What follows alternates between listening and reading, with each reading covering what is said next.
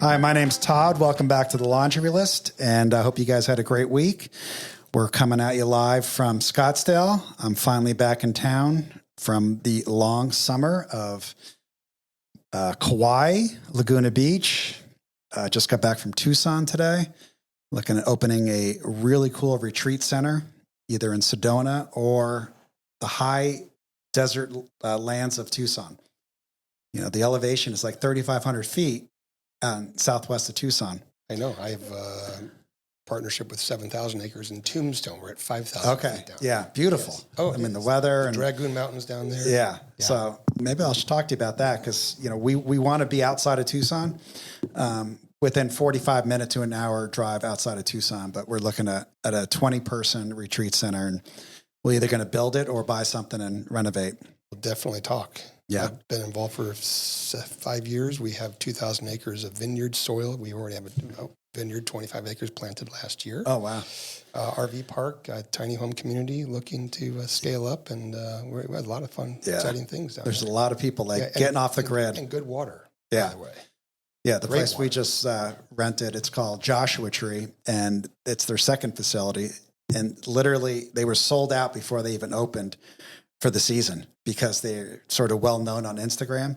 So all these like LA, all these Instagrammers like found out about the place and just boom, it just like, you know, so we actually met them today and they just did a phenomenal job down there. And they took an old Adobe style place with, I think, 15 acres. We have the original milk ranch that the 1881 shootout in Tombstone ended up on. Oh, really? On our property. So we have buildings down there. We bought them. How far is Tombstone from Tucson? Hour and a half. Okay. Yeah, it's a nice ride. Yeah. We'll definitely have to talk about that and check it out. For sure. But we are not in the business here of buying land or opening retreat centers on the Laundry List. The Laundry List is a podcast about relationships. And since we don't have Blake here or we don't have Charles here, I'm going to read the laundry list, which are the traits of the characteristics and traits of a codependent or / adult child. So let's start it off. The laundry list. 1, we became isolated and afraid of people and authority figures. 2, we became approval seekers and lost our identity in the process. 3, we are frightened by angry people and any personal criticism. 4, we either become alcoholics, marry them, or both, or find another compulsive personality, such as a workaholic, to fulfill our sick abandonment needs. 5, we live life from the viewpoint of victims and are attracted by that weakness in our love and friendship relationships. I also call that rescuing. 6, we have an overdeveloped sense of responsibility, and it is easier for us to be concerned with others rather than ourselves. This enables us not to look too closely at our own faults. 7, we get guilt feelings when we stand up for ourselves instead of giving in to others. 8, we became addicted to excitement. 9, we confuse love and pity and tend to love people who we can pity and rescue.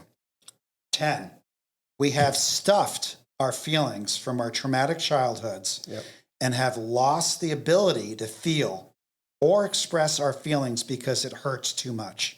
Denial. 11, we judge ourselves harshly and have a very low sense of self-esteem. 12, we are dependent personalities who are terrified of abandonment and will do anything to hold on to a relationship in order not to experience painful abandonment feelings, which we received from living with sick people who were never there emotionally for us. And 13, alcoholism is a family disease, and we became para-alcoholics and took on the characteristics of that disease, even though we did not pick up the drink, also known as codependency. And 14, para-alcoholics are reactors rather than actors. So I don't know, Dan, if you can relate to any of these. I can relate to just about every one. Yeah. Yeah, and it's pretty common from. And by the way, I am honored to be on your show. Yeah, thank you for coming. You have a tremendous reputation here in town as a risk taker with new ideas and making money for investors. I've been in the investment world for almost 30 years out here. Yeah, thank you. Started in real estate with J&B Realty back in the day. Yeah. And I had my own firm. I sold it 5 years ago. Got into your space, private equity. A very interesting space, by the way. Yeah. Involved in a lot of different projects, including vineyards and home development in Tombstone and the like. But yes, overworker, 7 days a week. My daughter made a lot of money last month selling term insurance. Right. And she said, well, Dad, I don't work 7 days a week like you. I only work 6 days a week like you. She learned the art of closing. It's a funnel system. It's term insurance. She's the last phone call before you turn the prospect into a client. She did $50,000 of commissions last month. Yeah, that's wonderful. Term insurance. Yeah. $33 a month. How much?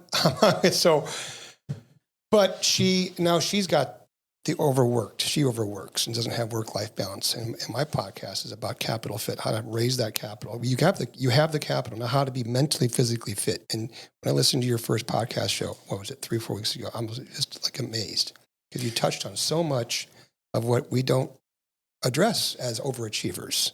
So tell me about that. So how, when we both talked about our childhood and a little bit about trauma, and trauma can be defined in a lot of different ways. But tell me a little bit about some of the hardships you had as a kid with your siblings, your parents, your friends, your classmates at school.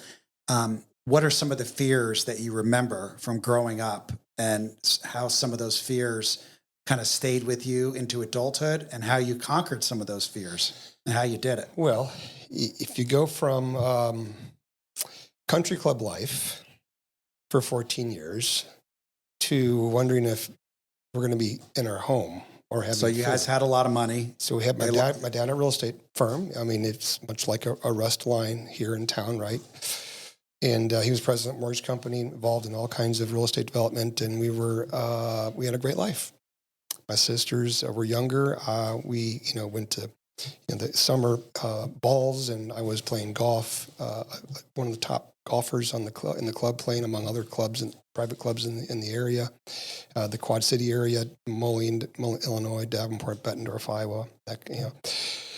And at 14, my dad had a massive stroke one night, the night that Reagan was elected president, 1980, and we had no safety net.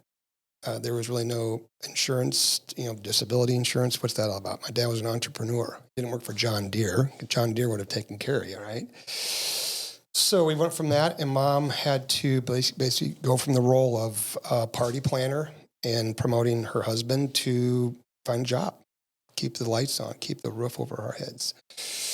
And we didn't talk about it. We just didn't talk about it. It felt like months that my dad was in the hospital. I would hear ambulance sirens going off in town and have PTSD. Are they going to get my dad again? This was years afterwards. But it was such a massive adjustment period with my family, and we just didn't talk. It was just... So what were the feelings that came up? The feelings were really anger, right? So you were angry at who? At your dad? My dad. And God? Really just, Mom and Dad. We didn't go to church, so we didn't have that outlet. So you didn't have like support. A belief in God?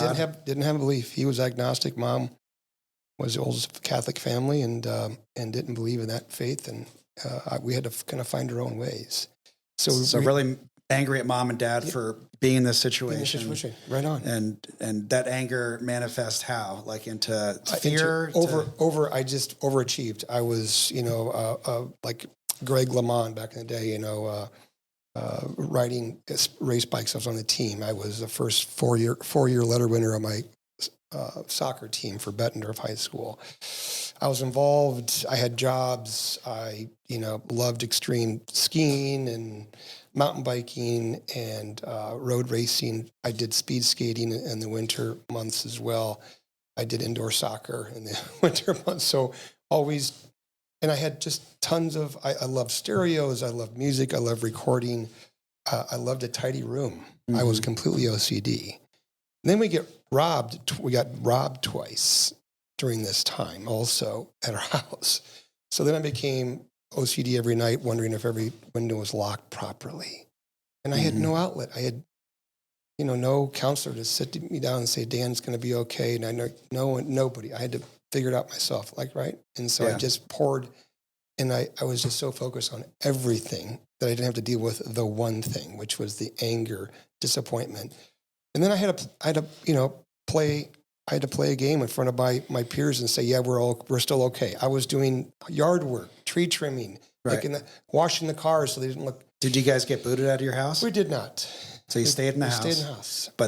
But you felt the pressure of your parents. Felt the pressure. You felt the fear, absolutely. we're going to be on the street. And wanted to fix it, right? Wanted to keep them together. Wanted dinners at night, and then they wouldn't talk. And Mom would go downstairs, and Dad would be in his bedroom watching, TV shows, Taxi, Johnny Carson, whatever. Did your parents drink at all, or?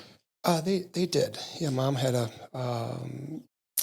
she wasn't out with a drink on the countertop or where she was sitting. She would have, she'd have it stashed somewhere in the basement or stashed somewhere upstairs in the bathroom. Mm-hmm. So kind of a hidden closet. In a hidden closet. Drinker. And Dad, he wasn't like overly, because he never really could be overly, because he had to be kind of mentally on and doing deals and I think they just didn't have the tools to support each other, and they basically parted ways. And I tried to be the glue, and my sisters will tell you if they were here on the show, they'd say, Dan tried to be the glue, and the fact that I couldn't solve that problem was hard for me to reconcile. And it just made me. It was your job to fix everything. It was my job. Which is what we talk about in this laundry list. We have an overdeveloped sense of responsibility. Right. And it's easier for us to be concerned with others rather than ourselves. This enables us not to look too closely at our own lives and our own faults. Right. We're too busy fixing other people. I really didn't fix myself and seek counseling until my mid-30s. So I'm married. There's 3 kids. I have a financial planning firm. I'm working 7 days a week, right? And at 35, finally went to a pastor and somebody I connected with. I tried other, professional service counselors, psychologists, whatever, group stuff that I went to because my ex-wife now, Susan, great mother, and she really supported me. And I didn't really realize what I had in her for her to give me a lot of leeway to be me. But in knowing I needed to be fixed, she knew I had a lot of trauma from the past that spilled over into, insecurities of money and wanting to be an overachiever. And her parents were, not a perfect marriage, but they stayed married, and he was a phenomenal engineer, and they had a very good life. And so I was always kind of competing with, the respect of the parents for me, and wanted to, really achieve and tell my mom that one day I'm going to get you that cabin in Colorado. And that was 2 years late. Mm-hmm. So, you talked a little bit about having to look like you guys had all the money. Yep. There were no problems going on. Right. When you were growing up, your dad's business was sinking. You guys didn't know if you were going to be able to stay in the house, pay the bills. And I can relate to that because, I grew up sort of in a middle-class family. I don't know what is considered lower middle class or middle class, but, we lived in a $70,000 house.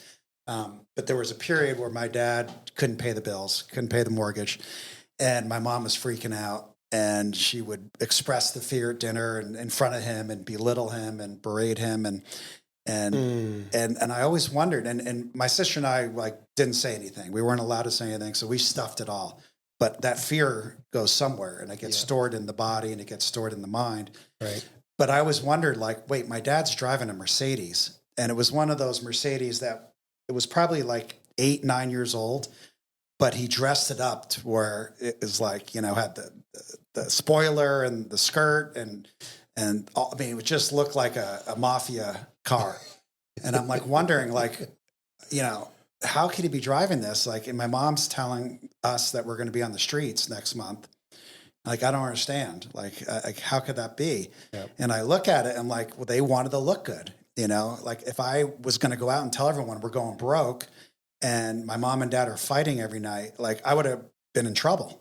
Like I would have gotten in trouble. Right. So it's like, yeah, keep up the image. So what is that lesson that they're teaching me is it's more important to look good than feel good. It's more important to like make sure the optics and imagery looks good, but don't talk about your feelings. Don't talk about the fear, the anxiety. Right. Let's just make sure we look good to the outside world. And that was the message I got. And I remember, and it was social media today. I think it's worse.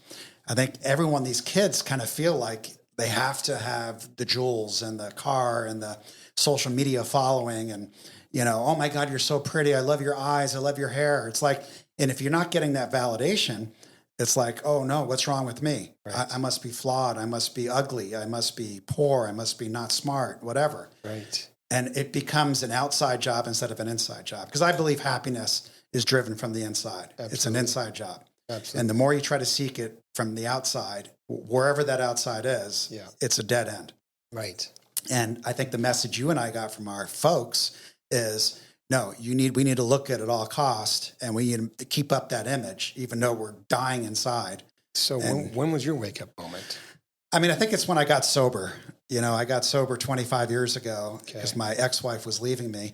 And I started to realize, like, I remember my first AA meeting, I came out of there going, I got to find out who the chairman is because I think I'm going to run for office here. It's like my first AA meeting, I was a know-it-all about everything. I was like literally a know-it-all about everything. And I knew nothing about anything. Where did you get that? Was that an overcompensation? Overcompensation for fear, insecurity, probably not being the most studious, intellectual type person.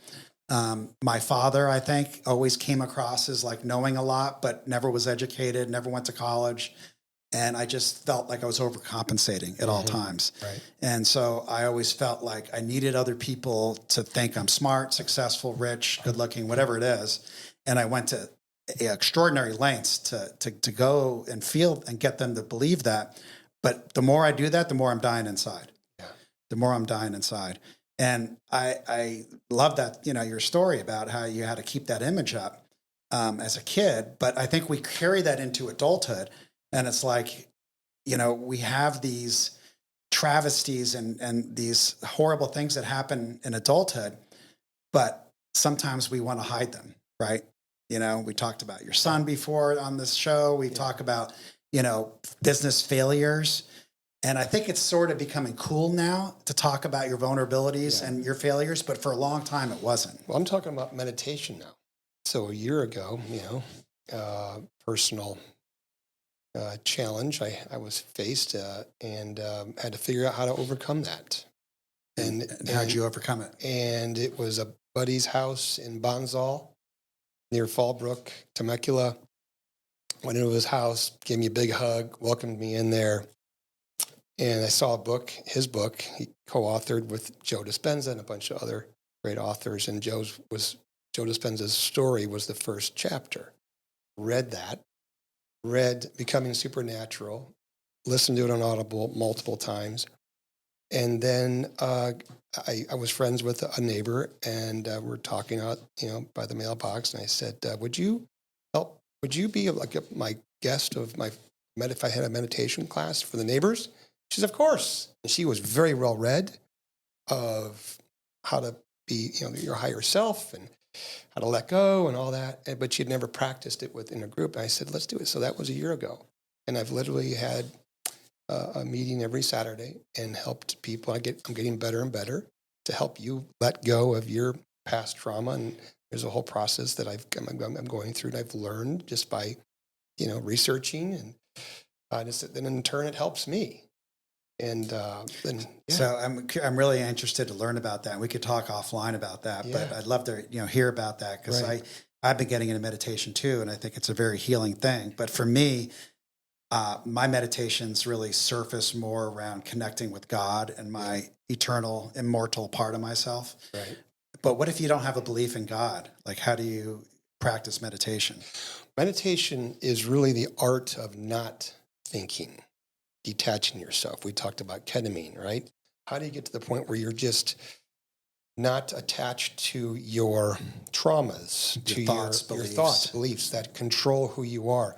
When you learn to detach yourself from that, and be the observer, you go through a letting go process. You become a different person. You rewire your neural pathways, like Joe Dispenza talks about in his book, Becoming Supernatural. Mm-hmm. It really is the practice of separating yourself and just doing nothing. And the longer you do that, and I tried it 30 years ago, 20 years ago. There was always a time where I found a book somewhere and I just didn't practice it. But now that I've been practicing it, I'm teaching folks to let go of themselves. They become a new self, new neural pathways. So that's the process. In that process, you're discovering a higher spirituality, whether it's connecting with God or just the universe.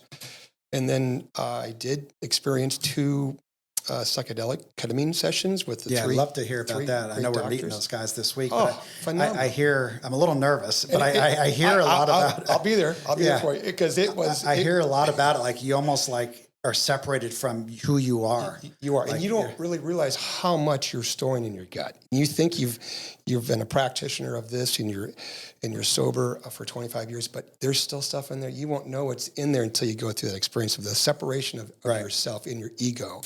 So it's been a great journey the past year, personally developed, and now I have a podcast, and now I'm talking to you. And I just when you've read through the laundry list, I really resonated with almost every one. And it's really an unpacking of ourselves to figure out who we really want to be, because we have the potential of helping everybody. And and it's funny because as I have more trauma in my life and I have more experiences, it changes on who I want to be and where I want to spend my time. So I told someone I'm doing a podcast. Some of my friends are like, "Oh, cool! What kind of business podcast you're doing?" I'm like, The last thing I want to do is a business podcast. I'll do a podcast where I can share my experience, strength, and hope, and help people about relationships. Absolutely. And well, knowing you and your reputation, when I found your podcast here in the studio, but I like laundry list. What's this? What family truth? This is Todd Belf. Right. No way. This is not Todd. About IRR and no way.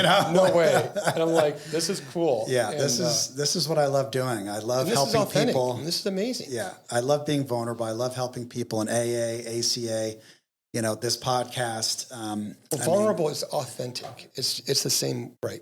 People talk about it, but you have to be vulnerable to be authentic, right? And but I'm not going to wear white. I want to wear my custom shirt still, my black button. Yeah. Jay Hilburn. Okay. Right. Shout out to Cheryl Harding.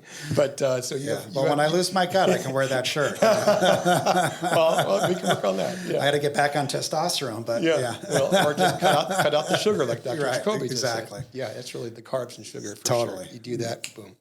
Yeah, but this has been quite a journey for me personally. Now I have three grown kids, and of course they don't need mom and dad anymore, right? And I don't get to see my daughters as much as I'd like to. So I have invited them on my podcast show. I'm going to have them interview me. So have you done anything like that with your? No, but my son listens to the podcast. Yes. He's listened to every single one, and he gives me a lot of feedback, but he's not ready to come on. Is that right? Yeah. Okay. Yeah. But he is, he does open up and he's becoming more vulnerable, but he's not ready to come on. So beyond this, are you doing it? I mean, the meditation, my neighbors and friends and clients that show up, it really is. Where do you do it at? At a clubhouse, like a rooftop deck clubhouse up there. It's a great space. No one bothers us up there. I project the phone onto the big screen, and I just have the video and the 528 So it's hertz. a guided meditation? Guided meditation. When you walk in, you'll feel the 528 hertz music sort of playing. Okay. You feel calm, super comfortable. Furniture, and I said, grab your pillows and get comfortable, and go through some deep breathing exercises. And then I'll introduce a mantra. Insight Timer has been a lifesaver. Mm-hmm. Insight Timer, the app. Yeah, there's so much. It's a gigantic community of practitioners from all walks of life. Learned a lot about breath work and then mantras, the Sanskrit mantras. And it sounds kind of kooky, but there's a lot to it. And when you actually open up and can be thoughtful enough to actually go there. People walk in like, Dan, you've posted on the community chat room, and I finally showed up. It's been a year. Literally, she was bawling when she left. Yeah, and like you said, turning off the mind, which is very hard to do, but it's also looking for me at what my thoughts are telling me myself? What am I saying about myself and about others? Am I judging others? Of course, all day long I have opinions and thoughts about people, places, and things. What am I saying about that person? What am I saying about the studio? What am I saying about the stock market? What am I saying about the government? What am I saying about you? Constant thoughts and opinions. And with that comes the inward, like, what am I saying about myself? Am I saying, which I did for years. Like I've had floor seats at the Suns for a long time, and I used to not enjoy myself. I mean, actually, I still don't enjoy myself. And my wife would say, "Why don't you enjoy yourself? You're so blessed to be able to sit on the floor at the Suns." I go, "I'll tell you why I can't enjoy myself.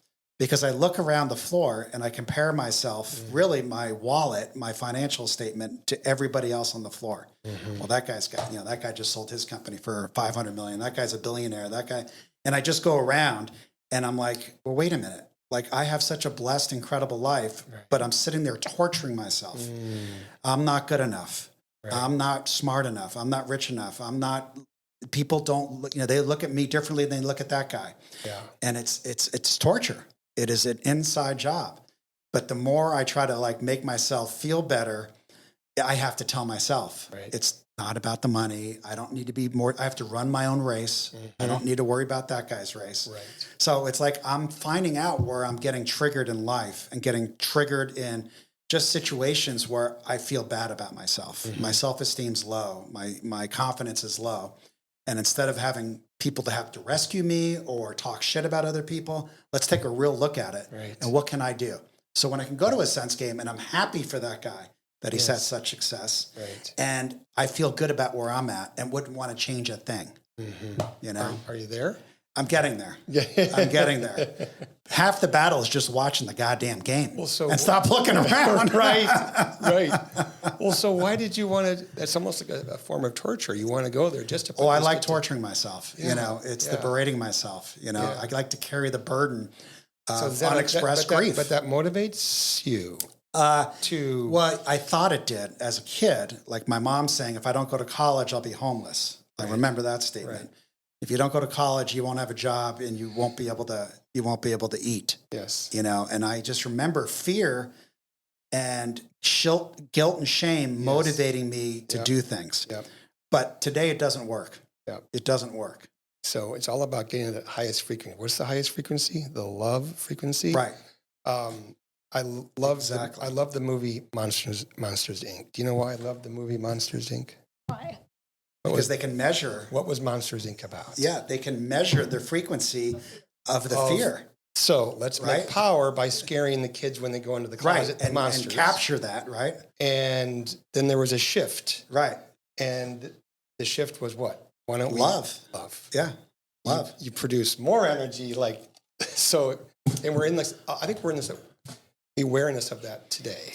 When I sit and pray and meditate and send healing energy and vibrations to my friends and family and people I don't know, and I do that for an hour, I can't tell you what level I'm at because I'm literally floating outside of my body. So you're in a meditative state. Oh, yeah. I meditate every night. But when I sit there and go to the Suns game and I judge myself and others, guess what? I'm at a low frequency and I feel bad. The anger and the fear. And it's getting stored in my body. I'm going to get sick. I'm not going to sleep well. I'm going to start judging and being angry at people. And I'm going to be like, no, that guy just bothers me. But I have this phrase that I learned in AA years ago. It's called, you spot it, you got it. If I'm talking shit about someone else, it has nothing to do with the other person. That's right. I'm talking about me. That's right. What I don't like in him is what I don't like in me. Well, it sounds like you've really been able to change a lot of lives. Just because when they say you get in that state and you focus on, like my son or a family member who's suffering, you actually can communicate. It's like, how do phones work? It's all communication through waves and frequency. And we're all in this together, really. I mean, do you feel a sense of that we're really connected? No question. And the more you have that awareness, the more powerful you become in intentional thought to help those people. And then it's then, in fact, then helping you. Coming right back to you. So you're healing ourselves. Bruce Lipton, the epigenetics. And the power of us in the thought and brain. And it's just, Yeah, and Dispensa's big on that too. But I mean, I truly believe it because I've seen it in practice, you know. And I mean, last night I was with my ex-wife, my wife, my ex-wife's boyfriend, and we were like meditating and doing this incredible healing practice. And, and literally we were all so focused on God and love and healing that all of a sudden, like out of nowhere at 6:30 at night, with these rainstorms just blasting us and thunder and lightning, all of a sudden out of nowhere, this red cardinal sits right in front of us. I mean, there's no more birds. The birds all went to sleep. It's like, it's dark. Cool. And this red cardinal just sits there and looks at us, and we felt that energy.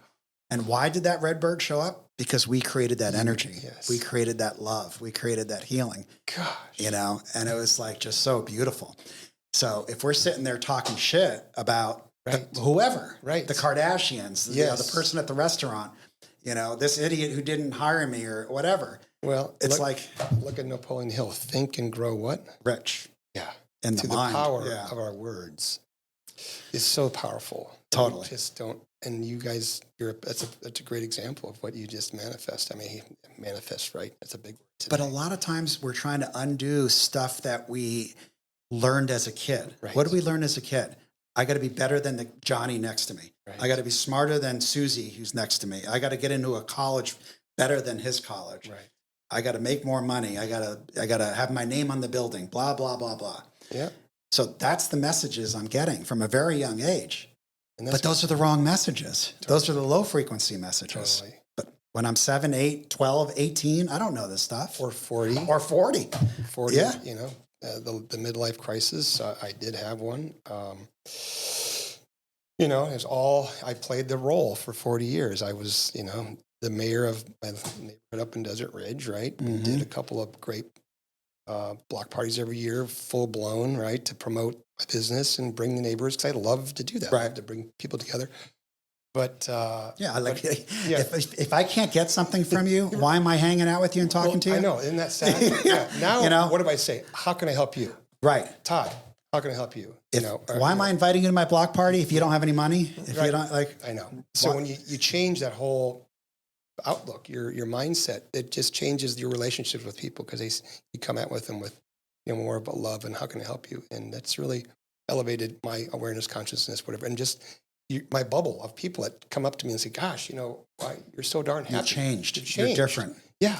What is it? It is. Yeah. Yeah. I love that. Yeah. And do you still get caught up though if some people like are talking shit about you on social media or in business and like, yeah, that Dan, he's just not that smart. He just doesn't have good deals. Whatever it is. How does that affect you today? I do, and it is right. You go back to your normal routine, which is to feel anger and want, you know, have thoughts. And then you go to your rooftop meditation and you snap out of it. Or I drive up to my spot up in near northeast of Payson, up the Mogollon Rim near Woods Canyon Lake, and I just look over the edge there, and it's just, I let everything go. But the 4 agreements, what's one of the agreements? Don't take things personally. Right. The hardest thing to do. The hardest thing. Especially what I'm saying to myself. You know? Yes. So that is just a habit of mine. And I have a friend here in my life who reminds me that you shouldn't react that way. Just let it go. It's their issue, not your issue. Don't take it personally. And she puts that in perspective for me, and I really appreciate that. Yeah, we talk a lot in this podcast about getting the positive affirmations and validation, like on social media. Oh my God, you're so pretty. That's such a beautiful dress. Right. Oh my God, you lost so much weight. Yeah. As opposed to the inverse of that, like, oh, I don't like that dress, or did you put on some weight? You know, like how does literally you can measure, right? Yes. How does that make you feel? Right. On both sides. Right. One side you're feeling, oh my God, I'm just feeling so light and just loved and beautiful. Yeah. On the other side, I just feel like a piece of shit and feel so low. But again, that's having outside stimulus affect how we feel about ourselves. Right. How do you not get impacted by that? Oh, all the time. But I have to get to the place where I can go meditate. I can go pray. Yep. I have a good friend who's homeless in Reno right now. He called me yesterday and says he doesn't think he can go on. So it's taking the time and spending with him and telling him how much I love him and what a beautiful soul he is and what a beautiful person he is. Right. Taking the time for that Yes. gets me out of Right. that criticism from others or myself. Right. Because if I don't do those things, Yeah. I will constantly get back in that rat race of trying to prove myself. Right. Because I'm really trying to prove myself to my mom and dad when I'm 6.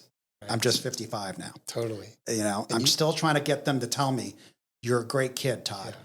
I'm the hero child. And you talk about that so much in your podcast, the inner child. That was one of the things that struck me because I never really thought about it, the inner child. And it's almost your progression in life stops at the time of trauma. You're as mature, you see the world as different as you feel as the time of the trauma happened, right? Mm-hmm. I guess in my perspective, it was age 14, right? And how do you? I mean, you talk about it a lot, and getting back to that, and I'm just so thankful for you to help me to get back to that inner child. Because then after your podcast, I had to really think about it, and it was emotional to go through those thoughts. If I'm truly loving my inner child and showing up for my inner child and protecting my inner child, the inner child's not so affected by the outside world. But he didn't get that when he was 5, 6, 12, 15. Yeah. He looked for outside of himself to get it. Okay. The girl that's going to give him my first kiss, right. The guy who's going to pick me on his team at the playground, right. Blah, blah, blah. Just, the tennis coach who says I'm his favorite.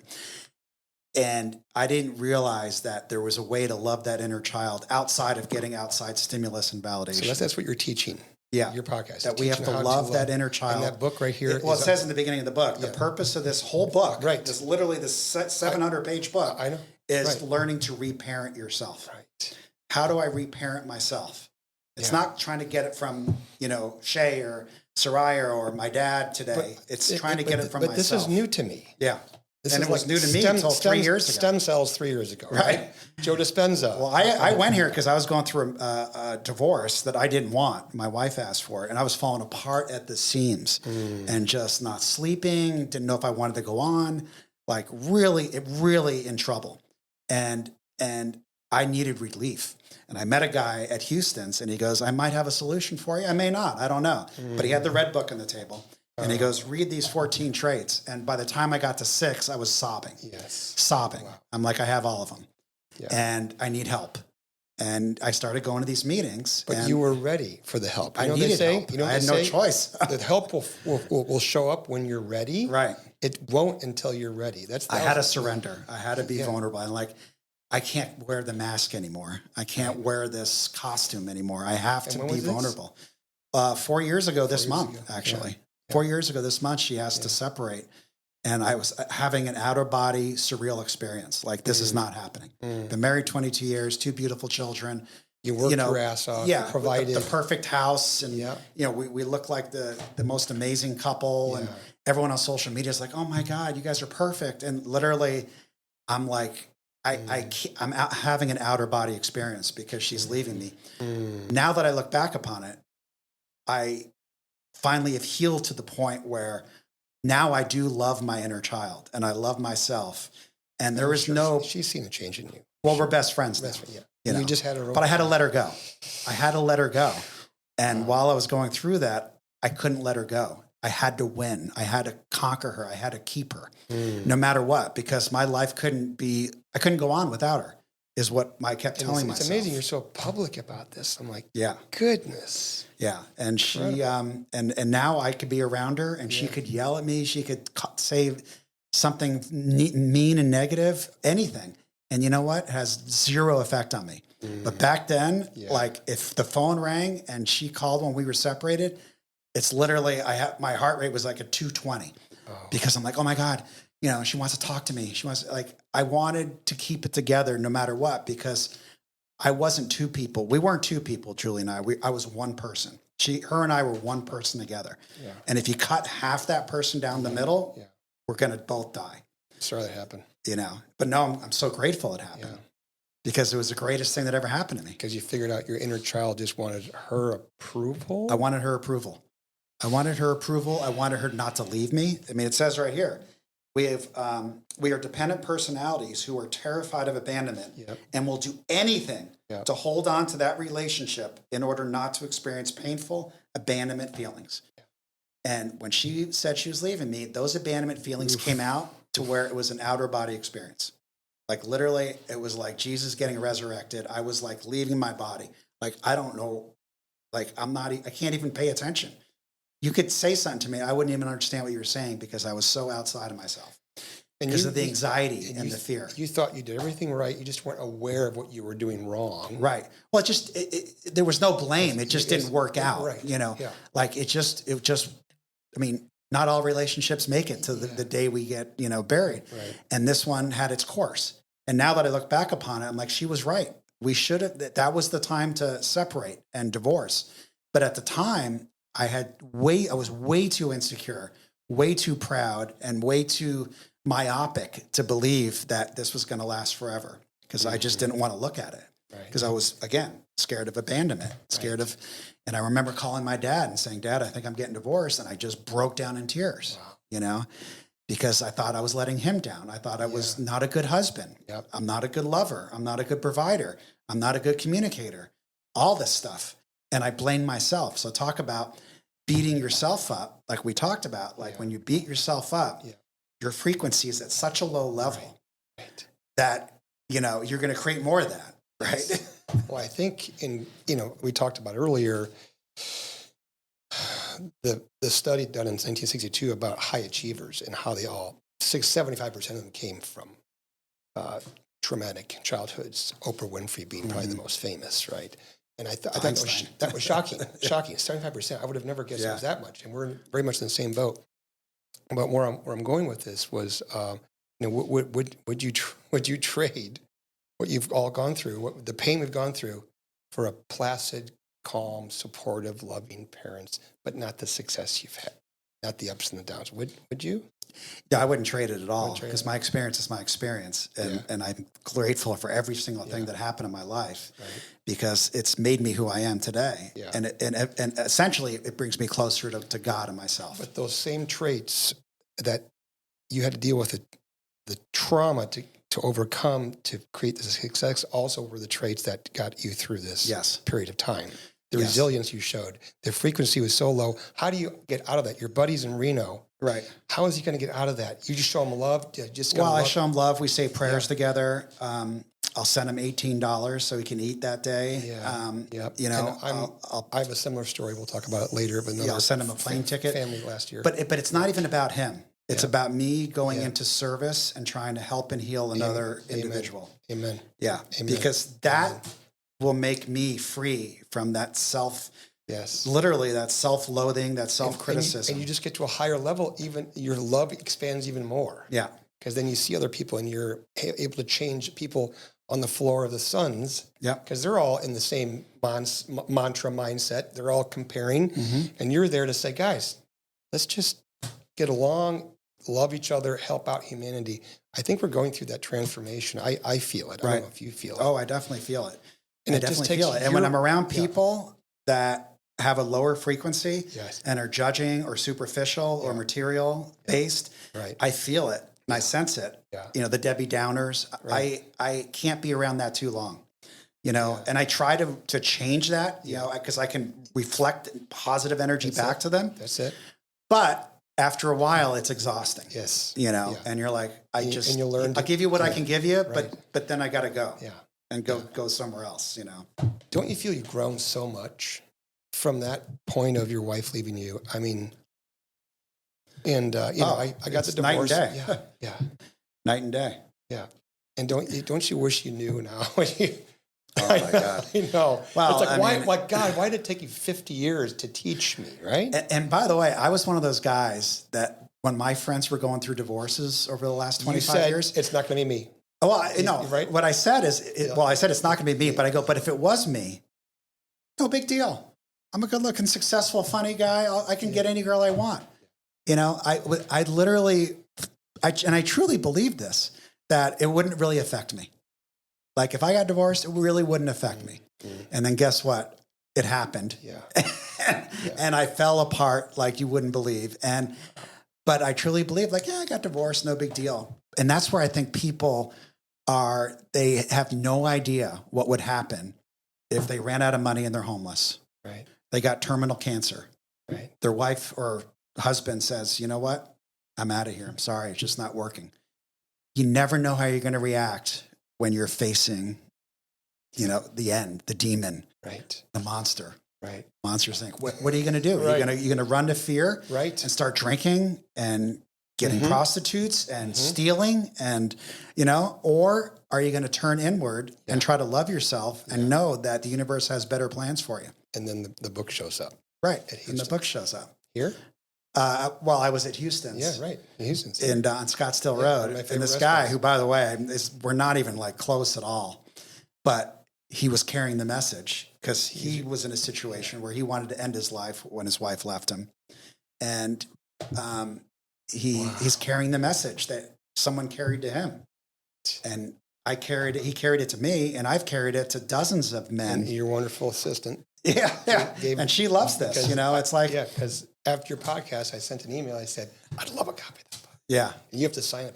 Yeah, absolutely. But, it's just one of those things where, like you said, like we got to go out and help somebody else. You doing that meditation group, I'm sure is changing the fabric of your DNA and your mind and thoughts, right? My sister, when you meet my sister, and she'll tell you, it has changed my marriage. I've let go of my mother's anger towards my mother, and my mom, I could do no wrong. So I had this oversensitive. You were the golden child. I was a golden child. And entitled. Yeah. Couldn't do anything wrong. Right. My two sisters were just, had to, my mother's wrath was taken on them. Yeah. Right. From what happened to her husband, my dad. Right. And dreams all faded, right? And so she had all that stored up. And there were times where she was sobbing in meditation. Now in 10 minutes, she's out there. She's learned, she's trained. And it's made her much more loving person to her husband. She's like, why wasn't he loving to me? Because she wasn't necessarily loving to him. And now she sees the connection. And it's just been transformational. And it's just, and there's a lot of stories like that. So I'm just grateful for that little side hustle. Not a side hustle, but helping me change my DNA. Right. And now look at us. We're here today talking about this. Yeah. I'm just amazed. Yeah, it's beautiful. And the people that you attract when you start doing this type of work is amazing. It is. And I am so grateful and blessed that I have opportunities to help people because it's not even about them. It's like, wow, that really helped me. So I have this new thing where I'm like doing a Make-A-Wish every month or every other month with people that are in my life. And so I don't donate money to charity anymore. Yeah. So if anyone's asking for a check, don't come to me because I'm not writing a check. But what I will do is look for people in my life where I can help and see that difference, And, Sarai and I have done a few things for people in our lives. And, I just got a new leg for Natomo. Remember Natomo? I just bought him a new leg, and he's crying. You're kidding. And he has a titanium leg now.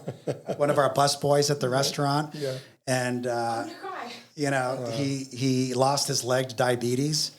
And the state gave him this heavy wooden leg that like he barely could walk in. Oh. And I'm like, we got to get you a new leg, And so we went out and got him a new titanium, new leg, and he's just so I would love over the moon. Let's think about a year-end event with all these recipients of your love get up and just create awareness of what you do. Yeah, and I don't even want it to be about me. I just want it to be like, this is how it changes my life. But people are going to feel what you have done, the selflessness that you have displayed. I'd sponsor that event. Because it brings awareness of why I get up every morning is to do those things. And it's not necessarily material. It could be sitting on the phone with Craig in Reno. It's easy to write a check. Yeah, it's harder to write a check to find the homeless Right. person with the dog and the two kids and say, how can I help you? Let me get to know you.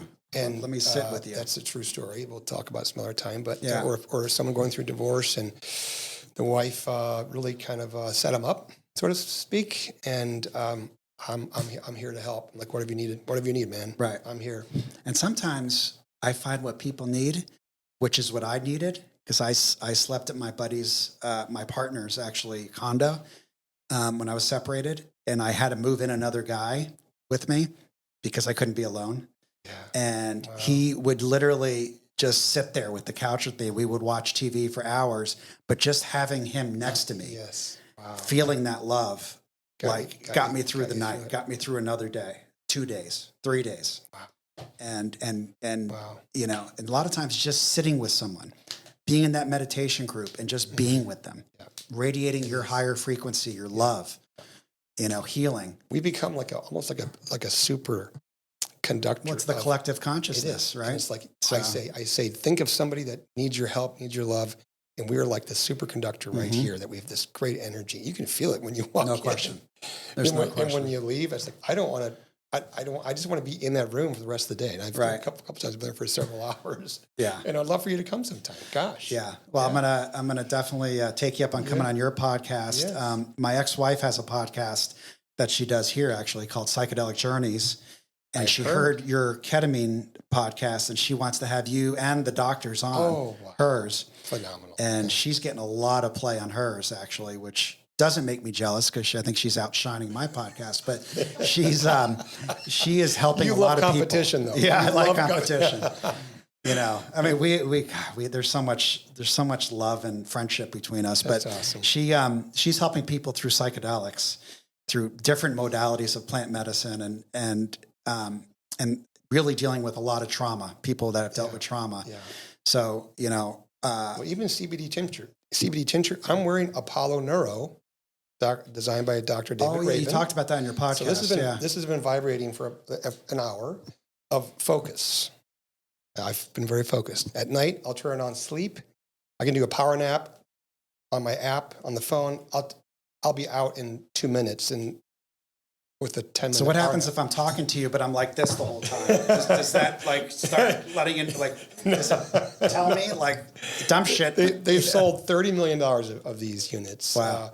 We're helping them with a little extra capital raise to get to the next level, by the way. Apollo Neuro, Dr. David Rabin's a neuroscientist and psychologist. Brilliant. He's got 2 studies at University of Michigan and Colorado for PTSD and trauma and ADHD. Two separate studies. Mm-hmm. It works. Yeah. I'm lasered in focus. I'd love to try it. Yeah. I'd love to try it. It's a great wearable for sure. So these are the companies I support. Yeah. That really help. They're helping people. Humanity. Yeah. And like your retreat you talked about, we've been trying to find the right partner for that for the last several years. Mm-hmm. So that's interesting. We're talking about that to raise your consciousness and awareness and just help humanity heal from the heart. Right. From past trauma. Yep. That's really what we're doing. So I commend you for your laying it out there in your show and letting, you're really being so vulnerable. And that's an admirable quality because I tend not to do that as much, but the meditation has made me a much more open person and which is attracting great people. And being vulnerable and expressing your feelings, I find makes us more attractive to other people. Right. They feel safe. Yes. If I got it all figured out and don't show me your feelings, you wussy, yeah. I mean, come on. Who wants to I'm not feeling safe. There's a plastic surgeon in Newport Beach wrote a book called The Sigma Male. It's not the alpha. It's not the beta. Guys would come in to his clinic for 10 years. Yeah, I got the testosterone. He was doing testosterone as well. And guys, testosterone, I'm feeling great, but my girlfriend or wife still doesn't want to have sex with me. What's the problem? And it turned out they didn't know how to be the John Wayne, the Clint Eastwood kind of cool guy, but still have their back. And he wrote a book on it. And that was another book that was sort of transformational this past year. Interesting. The Sigma Male, I forget the author, but talked about how to be vulnerable, but also protect and make your girl feel safe. Yeah. And the alpha male guy is done. Right. That persona's gone. Right.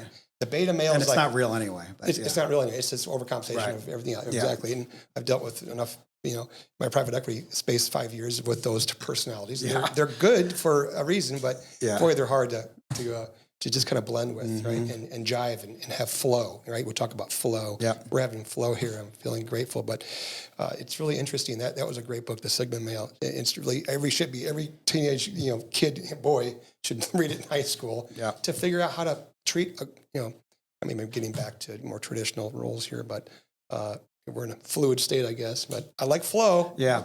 Well, my best buddy in LA, he's a comedy writer. He's a co-creator of American Dad. That show, and we talked about condensing this into a high school syllabus type version and trying to teach some of this in high school on how to have healthy relationships, how not to become dependent upon your partner, how to create interdependence in relationships. Yep. and not lose yourself. For sure. And, just try to radiate love and get rid of resentments and anger. 100%. And so we've actually put a Google Doc together that we're just starting to take notes on. Well, I would love for you to combine in that Sigma male kind of. I'll read it to teach young men how to take care. And once that we seem to be losing it in this country. Like we're what happened to not the tough guy, but just the guy who understands. I think we're getting to that in our lives finally in our 50s, right? How to have that balance. No question. So I really appreciate you being on the show here. Well, thank you for coming on. I look forward to coming on your show. And absolutely. CapitalFit will have you on for sure. I'll definitely be coming on and talking the finance game and what I've learned. But one thing I have learned in the private equity venture capital business, and I started Canal Partners in 2006. And what I've learned is I won't do business with assholes anymore. Right. So you talk about that alpha male. You talk about that, like, do you know who I am? Right. Those guys, I don't care how much money they're going to make me. I'm done. Right. Period. Yeah. If I can't feel your heart and feel your authenticity and your openness, I'm done. I don't care how much money I can make. Beautiful. So, and that your new venture you started last year, Brookstone, which is really an extension of Canal Partners, but I have 2 new partners. And we've done 7 deals, and 2 look like they're going to be 10Xs. Nice. Until the check's cashed, it's not a 10X, but we have 2 that look like they're going to be 10Xs. And this is your fund. Yeah, Brookstone. It's not a Brookstone's venture capital. Fund. It's an actual fund that has various portfolio companies. Yeah, we have 7 companies, and we probably have about $15 million deployed. Okay. So fantastic. Congratulations. And, again, it's about the people we deal with. Like, I don't have investors that are calling and yelling at me and, blah, blah, blah, or CEOs that are egomaniacs that I can't literally have this kind of conversation with. So my CEOs are friends first, CEOs second. Because you're betting on the jockey. Yep. Really, when you get in these deals, I see that. Yeah, and how they treat their employees. Absolutely. I mean, if they're an egomaniac and a grand what do you call it, braggart, or someone that's just really insecure but overcompensating, like you said, then how are they treating their employees? How are they treating their family? How are they treating their parents? Yeah, it's almost like a love quotient. You can do the whole, personality trait, but you don't really talk about compassion, empathy. Yeah, or the love quotient. I think maybe something you should figure out in the book. What is your love quotient, right? Yeah. You ever thought about that? Right, yeah. But so that's predictor of future success is how you take care of people and how you move through conflict. And move through it with grace and dignity and acceptance and love. Well, it sounds like I need to invest in your fund. Yeah. What's your minimum investment? I keep telling myself, like, we're done. Like, one more deal, we're done. But we haven't done a new deal in a year just because, for me, a lot of it's intuition and just knowing that this is a deal I have to do or not deal. But we haven't done a deal in probably about a year and a few months. Sure. But when I sent you that email, you're like, I'm looking to do an investment in this space. I'm like, oh. Yeah, now the ketamine space, I think, is going to be absolutely huge. And it's saving, just look at the numbers from the vets, right? Right. And I have a lot of friends that came back from Iraq and Afghanistan, and I look at the trouble they've dealt with. Right. I look at the suicide rates, and I've known a few of them, and it's like they need help. They need more help than just talk therapy and a couple SSRIs. Well, it's regulating their vagus nerve, right? Just get their parasympathetic nervous system in check. This helps. Psychedelic separates for sure. And then the individual I met down in San Diego who actually created the first insurance program that used ketamine in the modality, and it got paid for by insurance, and it's the first in the country to have gone through that process. Well, that'll really open it up because it's expensive, as we know, and a lot of people can't afford it. Yeah. So well, I think what you're doing, it's all modalities that really help the human condition from past trauma. So I really appreciate what you're doing to get the word out and help people be more authentic and more loving. Yeah. In the process, healing their other friends, and it's just a whole continuous wave that we're creating. And thank for the Wayne Dyers of the world, the Joe Dispenzas of the world. Jesus, God. I mean, all the Bible that we study. You go back to the Bible. It's so funny because you read all these books, and then I get with friends who are very well who know the scriptures very well, and it all came from the scriptures, right? From the Old Testament, New Testament. It's really amazing. I'm not trying to, throw out all this discussion and the knowledge of the book, but the Joe Dispenzas kind of make it sort of digestible to people. He's not like in your face, and it's just and to hear him about becoming supernatural. But it all ties back to a lot of just spiritual, basics that we were. I wasn't taught because I didn't grow up in religious family, but over the years, and so you're a teacher. So thank you for what you do. Yeah, really thank you. Appreciate that. And like I said, we're gonna have you back on, and we're gonna have your friend on who's coming on, who's on your podcast, and Dr. Jacoby. Yeah, definitely have Rick on. And well, the podcast we did called The Love Bug was very interesting, and it's about oxytocin in women and how to have how to have your man go with you shopping after having sex, and your oxytocin levels and your sugars and all that, and we go into the microbiomes in your gut and bacteria, and it's just about relationships. But it's the root essence of why we have some dysfunction in our relationships because of the food we eat and the addictions we have. Mm-hmm. So it's pretty good. I know he'll be a great guest. I call it whack-a-mole. We can hide in any type of. I can hide in sleep. I can hide in depression. Right. I can hide in food. I can hide in sex. I can hide in alcohol. Right. I mean, I can hide in literally 1,000 different ways. Yeah. But at the end of the day, if I really want to get to know myself and be like we talked about, loving our inner child, I need to look at all of those addictions that are blocking me from the sunlight of the Spirit, which is inside of me. Amen.